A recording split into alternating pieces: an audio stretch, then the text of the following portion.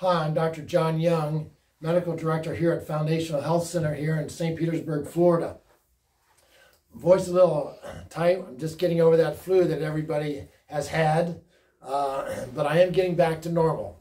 That's the rumor. So, all doctors have some of their favorite diseases or conditions that they treat. And usually it's because they're very successful with it. And I'm very good with, athlete's foot and things like that. But the disease or diseases that I really hated to treat were the neurodegenerative diseases, the strokes, the Alzheimer's dementia, the Parkinson's disease, the peripheral neuropathy. The nervous system is just very, very tough. It's interesting. A car can be damaged and you can put in, a new engine or things like that. But if a car's been flooded where the electrical system has been underwater, the whole thing's a write-off because you can never get that electrical system going properly. And I think that's really true in medicine. We have a lot of treatments out there for neurodegenerative diseases, conditions, things like that. But I'm really not that impressed with the results. We're just kind of slowing their progress to death. So it was a few years ago that I was first introduced to a drug called 4-aminopyridine. And that drug has been out there since the early 60s. And what it has to do with the electrical system. It has to do with how the whole electrons are used by the body, what it does to detoxify, things like that. And very few people have done anything with it because a couple things. One is the patents have long expired.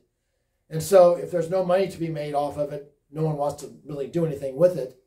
And the other thing is, it is very complicated. But once you start to break down these neural diseases, you can see that they all have some basic properties underlying them. And this is why 4-aminopyridine is so important in treating these neurodegenerative diseases, because of what it does to any nerve anywhere in the body. First of all, it increases the electrical flow. When I start to Google, Parkinson's disease, Alzheimer's, autism, whatever, there's always a problem with this electrical flow. You don't get enough of an electrical charge. And part of this problem is because of the potassium channels in these nerves are damaged. Anytime you lose part of the myelin sheath, which is the insulation along the nerve, these potassium channels are damaged, and they can never build up a strong enough electrical charge to run the system.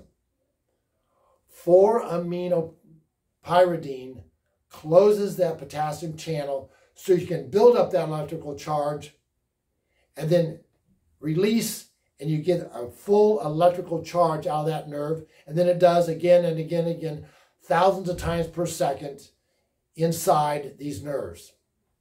The second thing it does is it decreases glutamate, which is a neurotoxin from basically eating the American diet with all the preservatives and all the hydrogenated oils. It reduces glutamate.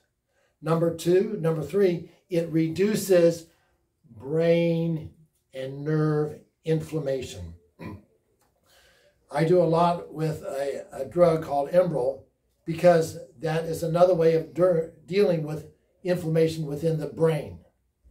This is a little bit cheaper way, but it works very effectively on all these neural diseases because there's always an inflammatory aspect.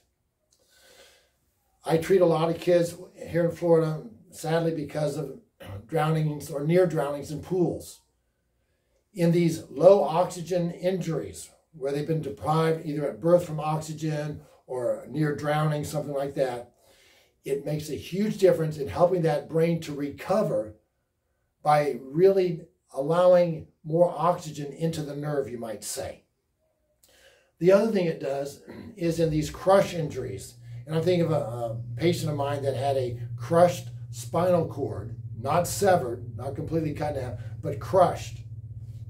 And 4-aminopyridine has been very effective in these crush injuries, whether it's the cord or peripherally a nerve, like in the arm or leg, in getting that nerve to reconnect and start to conduct a proper electrical message. 4-aminopyridine also, as I've said, remyelinates the nerve. It also secretes a substance or helps the body build up BDNF, brain-derived neurotrophic factor. And what does that do? It allows the body or the brain to rebuild that whole neuron. The myelin sheath, the nerve, it allows it to rebuild that, correct the potassium channels. And the other thing it does is it gets rid of tau proteins, amyloid proteins, and alpha-synuclein proteins. It's those tau and amyloid proteins that we're reading about all the time in these dementias. They seem to feel that this is a very big cause of this, all these Alzheimer's dementia patients, because it gums up the whole works in the nerve.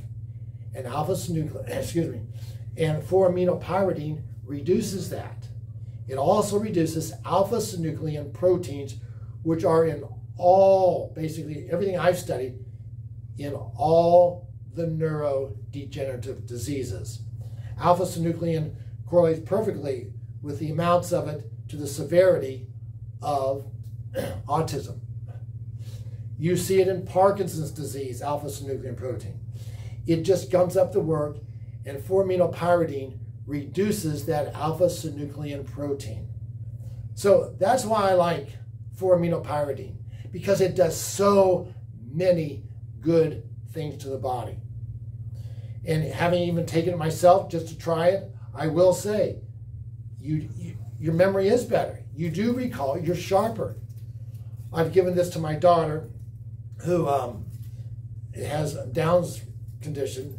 There's no alpha-synuclein protein problems there, but it does mess up her potassium channels. And within weeks, we could see a completely different girl in how she reasons, how she asks questions, how she, picks up on things that we never thought she would notice, because it makes the nerves run at the proper rate. My friend that had the crush injury in the cord, from the chest down, nothing. And yet there he is sitting on the side of the pool kicking his legs. So it's a great drug that's been around for years, but because there's no money in it, people are not interested. And so it's something to look out at, talking to your doctor about, but we have had fantastic results with this. As I had one lady call me the other day saying that because of the drug, her child didn't sleep quite as well. And I said, so, all right, let me stop it. Well, she got rather upset. Don't you ever think about stopping that drug. Well, why? Because I had an autistic kid and he's almost normal now. I will never stop it. Now, I can adjust the dose. I said to her, all right, you can adjust the dose, but we do not stop it. And in my dementia patient that I saw the other day, a month later, the wife is like, we can have normal conversations. We can talk, we can discuss politics, we can do anything. You can get better. But you have to look at these diseases not as what can I give you to stop your complaint, but what is going on biochemically, electrically, and you'll be shocked at what you can do to improve the lives of your patients.